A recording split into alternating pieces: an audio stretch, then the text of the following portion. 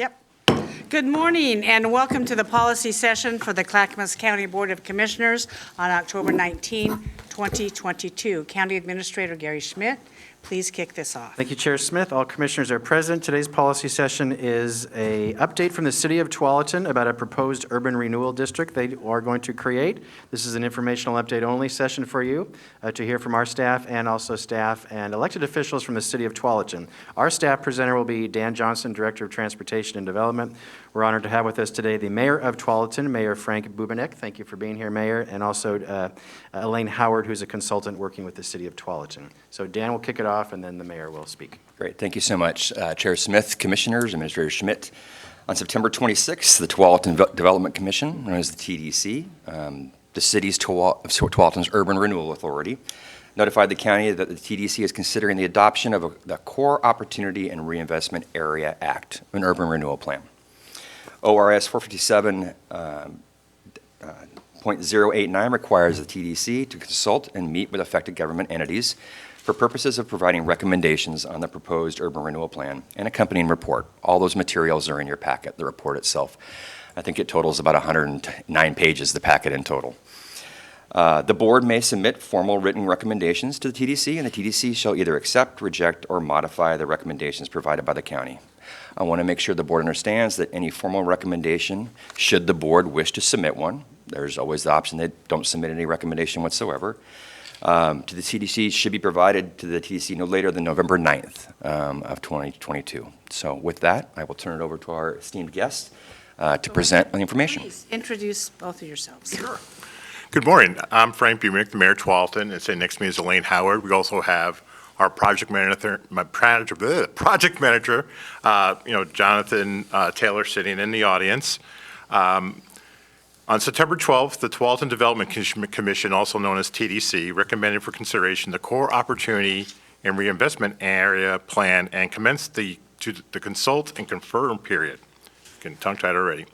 In maintaining close partnerships with regional partners, the city is presenting a brief overview of this plan today. In addition to this presentation, Clackamas County will receive the official document, it already has it, to provide any feedback it wishes to the Tualatin City Council to consider. Since 2018, the City of Tualatin has worked on several long-range projects to securely position our community for a long-term economic prosperity, beginning with the Tualatin 2040 project. That project detailed the lack of land supply for residential and employment land development over the next 20 years based on population growth. Remedying these efforts have become more paramount due to COVID-19 and the changing economic landscape. With projected growth of over 1,000 households in Tualatin, our transportation utility systems and available land needed are severely restricted or limited to accommodate for that growth and future employment. Next slide. All right. Through a number of community stakeholder meetings, open houses, and City Council workshops, City Council's 6 plan values are identified in this slide. I want to point out a little bit of detail on a couple of these points. So value number 2, leaving no existing business behind, is very important to our City Council. The city wants to ensure that those businesses who survive the economic impacts of COVID-19 are not negatively affected by these efforts. On item number 4, creating a community identity, this is the #1 issue of residents of Tualatin. They feel we lack a community identity. We don't have that feel of Lake Oswego or Tigard or tied-in Main Street. That is something that's very important to our residents that we get. And then these 6 values have influenced our goals that you'll see on the bottom. I'm not going to read them all to you. You can read the slide yourself. But these are what came through a significant community feedback. Next slide, please. This map represents our feasibility area. It looked at 593 acres within Tualatin. The maximum indebtedness for this district was projected at $308 million, or $171 million in today's dollars. Next slide, please. So our plan efforts and value priorities. So why this area? That's what people ask us. On bullet number 1, transportation congestion is the biggest concern of our residents in addition to community identity. This approach will prioritize keeping newer development closer to our major transportation systems and reduce transportation sprawl into adjacent neighborhoods in our community. On bullet number 3, prepare for major regional transportation projects. At the time of the feasibility study, the city was preparing for the potential Southwest Corridor train, the terminus basically being at Bridgeport. There's rumors that it might be coming back sometime soon. We'll see. Item number 4, remedy areas that are prone to environmental issues, i.e. flooding. Much of the planned area is in the flood zone in Tualatin. This creates development constraints for historically vacant properties and redevelopment potential. Item number 6, during this initial plan formation, several regional projects proposed, including the Southwest Corridor. So as I mentioned before, it might be coming back, so we want to be ready for future growth. Next slide, please. Why is urban renewal needed? The total need for all infrastructure, transportation, and land improvements needed is estimated to be $540 million. To meet that need, various funding mechanisms are needed. The city has utilized its own general fund as well as additional bond measures. Yet, we understand that no financial source will meet the entire need. As such, we are doing the financially responsible and prudent approach of leveraging available resources.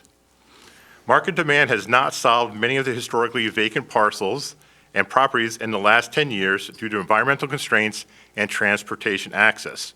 If you've ever been in the area, you hear a lot of people complaining about the empty Hagen supermarket area. Next slide, please.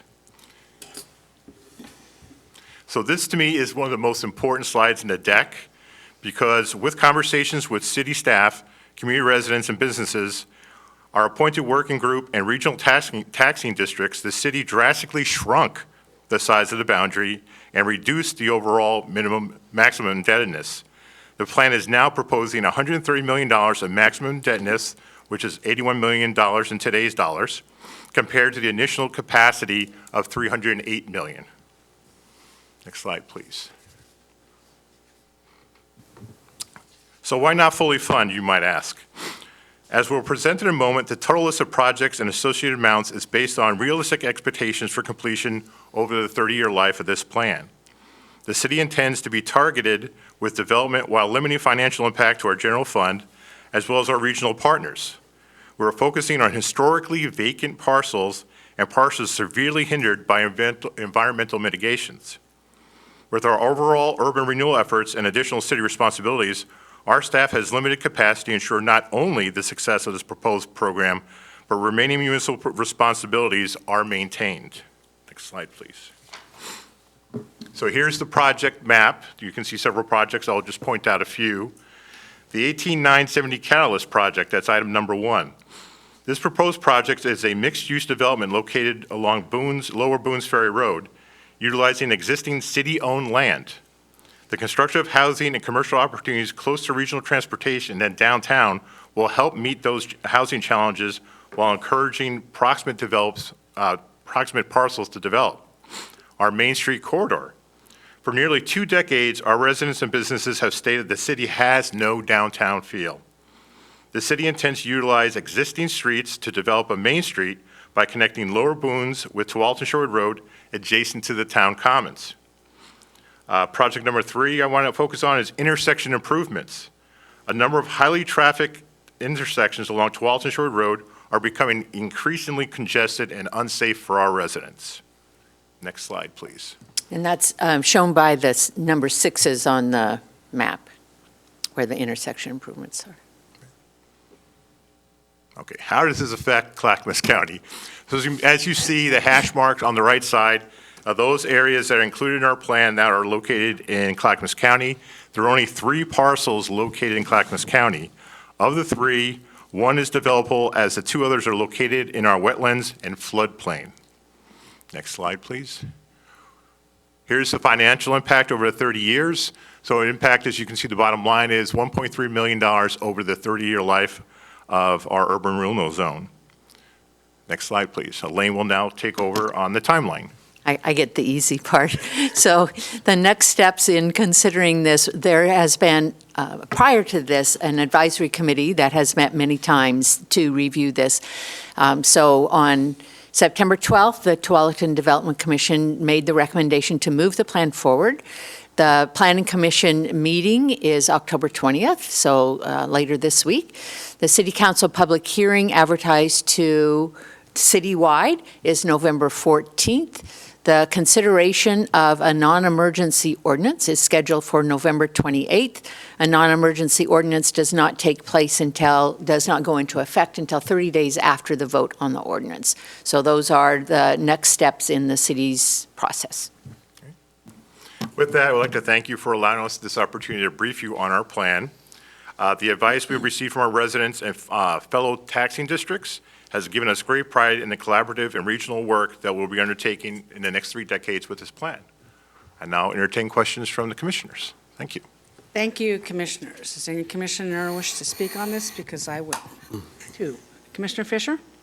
Just a couple questions. So I appreciate you laying out how this would affect Clackamas County, and I haven't read all 109 pages of the plan. So I'm guessing that it might be, I haven't, full disclosure, but I'm curious about the other like the firefighters, the schools, the other taxing districts.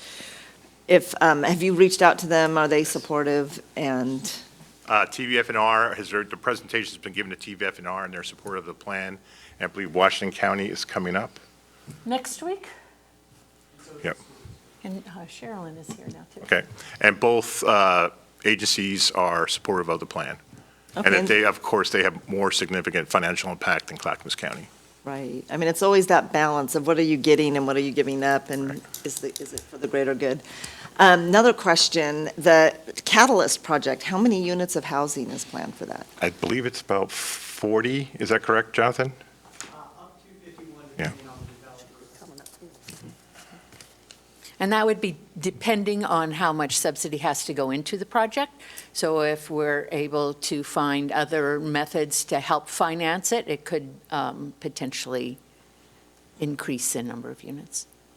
Are you coordinating, I'm not sure if that's in Washington County or Clackamas County from the Washington map. County. Okay.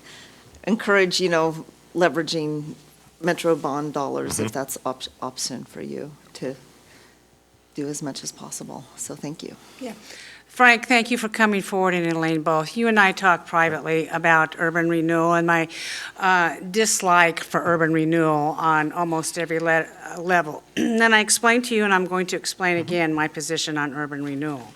It's fine and dandy, except promises were made in previous taxing districts that we would collect taxes for your district. We promised our taxpayers the taxes that they are paying into, for instance, the library, the county extension and 4-H, and the Soils Conservation and Service District. Now, we have a situation here in Clackamas County. We're trying to build 2 libraries, and we're scraping the barrel for every single cent. And we've allocated the maximum amount of money that we can cash for ARPA dollars. However, in some instances, we still be made short. So the money that's coming out of this is for operations, whether we can use operation dollars to build or not.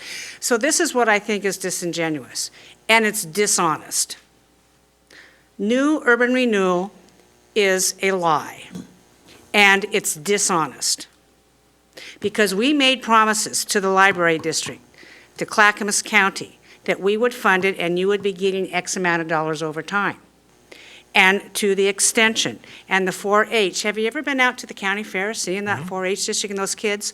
You're taking money out of the kids' pockets. Why? So $31 million in developer incentives going back into the developer. And I've always said, if a project cannot stand by its own, if you need to subsidize corporate pockets to do your project, then corporate needs to go find money besides getting it from the library district, the 4-H kids, and the extension service. Now, some people are going to say, well, Tootie, it's only $1.3 million over the years. But you know what? You're not the only people at the trough. We're going to have somebody else coming in and say, oh, we want your urban renewal dollars. And Frank, I said to you, why don't you just take Clackamas County section out of this? And you said, no, I need a trail. Well, have the developer build a trail. After all, he's getting $31 million in incentives and the $22.9 million in land acquisition. I'm not sure what that's about either, but I will always be against this.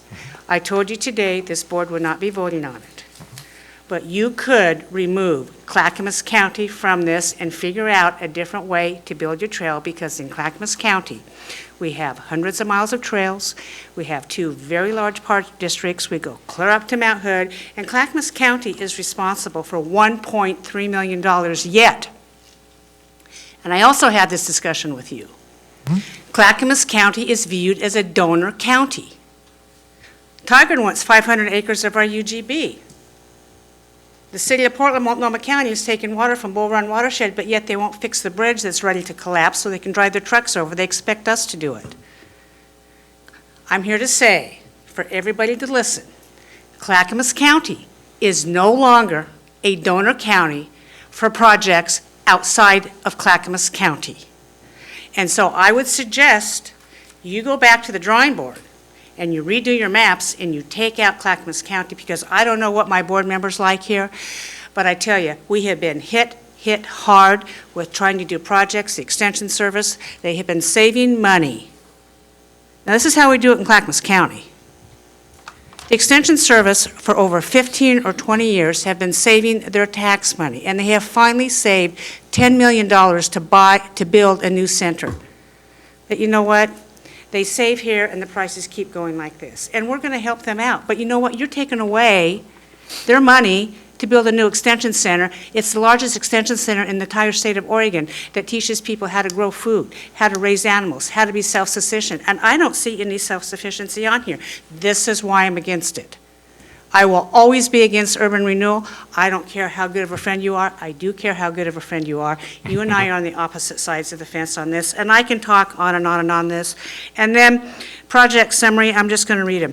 $42 million in transportation improvements. Of course, we all like that, but $31 million in developer incentives, $22 million in general land, $14 million in housing revitalization, 12.8 million in overhead, around 9%. And then there's an asterisk here, other projects. I don't know what those other projects are, but you know, I just got to say, Clackamas County has really had it with being a donor county for everybody else's asks, when in the past, we have made promises to the taxing district. Now, it's a good thing this isn't Clackamas County Fire District, because Nick Brown would have very different opinion on the use of urban renewal, and we have talked about that extensively. So that's all I'm going to say. I have another commissioner up to talk. Commissioner Savas, you're up. Yeah, thank you, Chair.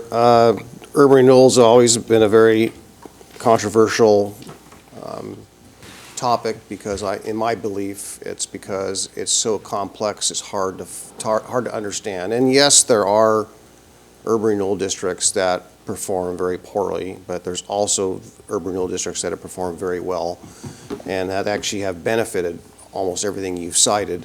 And absent the existence of some of those urban renewal districts, all those areas, libraries and so forth, would not realize some of the revenues we're seeing today as a result of some work that was done back in the 80s. So it doesn't always work out well. Clackamas County, I think, has done a great job. We have a good history of getting a return on investment over the time. And so I just want to say that the reason I really put my light on was, Mayor, I know you've got that highway running through your town that is an impediment for everyone, including citizens of Clackamas County driving to work who live in your industrial area. My business, I did a lot of traveling up through that road. I saw your improvements. Long term, you know, I'm sure that's going to be safety, perhaps multi-modal elements, all the things that we're required to do today. But is there anything actually that helps the flow? And if not, what do we see long-term to help out the city of Tualatin and all the people that run through that highway? It's just sometimes just horrible, the traffic that you're experiencing. They're not your fault, it's a state highway. We're doing significant lobbying, calling on Washington County. We're going through the MSTIP process right now. We have several projects in the hopper that have got general support from Washington County. One is improving the intersection of Tualatin-Sherwood Road and Boones Ferry. The other is doing a study on Boones Ferry Road down near our border with Wilsonville, expanding capacity there. So we're working significantly with Washington County on our traffic issues, not as much with Clackamas County. But we've got, it's looking pretty good for 2 or 3 of our projects to be approved on the Washington County MSTIP.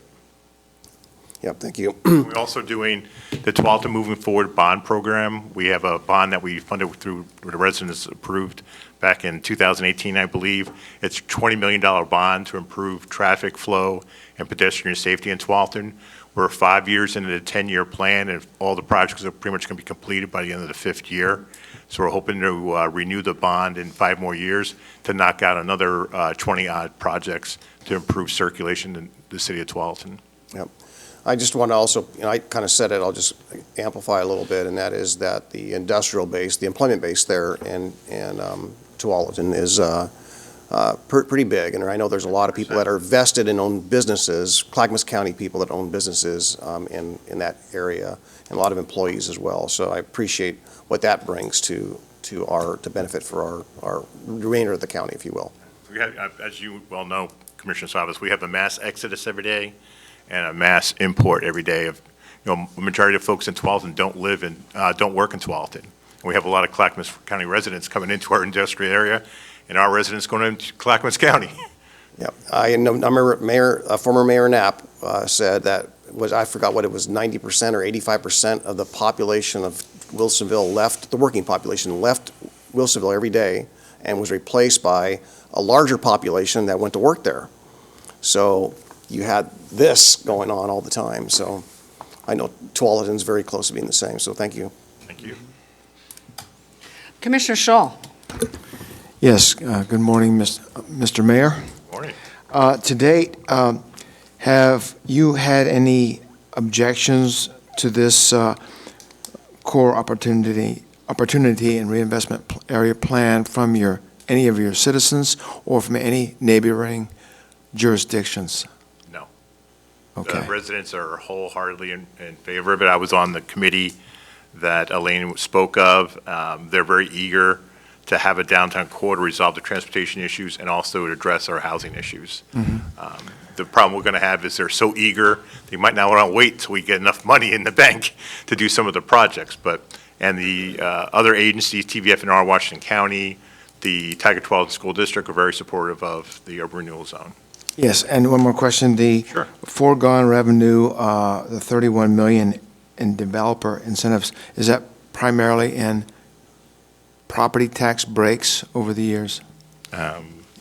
It could be used for a number of things, and it is to get those vacant properties, for example, the Hagen's property, developed into the type of development that the city would like to see happen there. So a mixed-use development, incorporating some housing, so those incentives can be used. They aren't specifically for any certain thing. It's when you get a developer and you start working with them to make sure that that development would move forward. And I don't know if either of the two people in back want to add to that, they could certainly come up and do that. Okay. No, you're fine. And then finally, you mentioned that this would incorporate some 40 to 51 new residential projects, not projects, but units. Right. You have a shortage of housing. How is that going to be helping your housing situation with such few units being proposed? That number of units is projected to be affordable units, so other units are projected to be developed within the area in the future. And in housing policy, any new unit helps manage the rest of the housing inventory across the state of Oregon. I think we all know that there's a shortage of housing in almost every community. So those 40 to 50 units are affordable units. Okay, thank you. Commissioner Schrader. Yeah, I just wondered, have you guys talked to the extension and for all the folks that are listed here on the second page in terms of feeling them out as to whether or not they can support this or not? I'm talking about the Clackamas County Extension District, library. Well, we're the library district, so. Okay, Clackamas County Soils and Vector Control, have you done any outreach to them? I don't believe so. All of them were sent the same letter that you were sent. Right.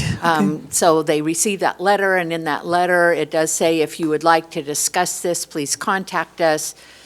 So there hasn't been, other than that formal letter that attached everything and offered to consult and confer. I believe the that's in major our packet. taxing It's in our districts. packet, yes. Yeah. Thank you. Yeah. So I might suggest that proactively you contact those districts. Urban renewal is a two-edged sword. I've seen it work well, too. I mean, Canby would not have all that industrial land filling up unless they had done an urban renewal district. And at the time, it was quite controversial. And we had one city council that said was more in alignment with Chair Smith. And then, of course, people got upset with them. So then we had another city council elected at the time. I was watching all of this because I was right outside in the unincorporated area, who was pro-urban renewal. So that finally did go through. And as it turns out, it has significantly enabled them to have open industrial land, some of the industrial land. In fact, I'm pretty sure that with Greater Portland Inc.'s help, the city was able to recruit Amazon to be there. So, and I know that there are a number of other pump manufacturers, so it's kind of become a hub for us there. So again, it can go either way. My suggestion would be, by and large, think if it's done right, you can really get some significant return on investment, which is what the point is. You forego some early on tax dollars with the districts, but in the end, then when it ends, you get a higher tax rate in the end because of it. So it's kind of a long-term view of 30 years is a little bit long, I think, but oh well. And I guess my next question is a process question. Do we as a commission have to give permission for this to happen in Clackamas County? Or I think we this said in is- the beginning, this is information only. We will not be voting on it. No, I know we're not going to vote on it, but do we, I'm just asking for the future, Tootie. We're not going to be voting on it at all. Not this one. Not this particular plan. No, okay, No. thank you. I just wanted to, yeah. I know we're not voting anyway. But we would certainly appreciate, I'm hearing your suggestions and ideas. Please shoot that to us, and we'll discuss at City Council and TDC. Yeah, be more proactive with these districts because they're smaller districts. They've got stuff going on, and you may want to talk to them and see what their sense of it is. It always helps us if we know,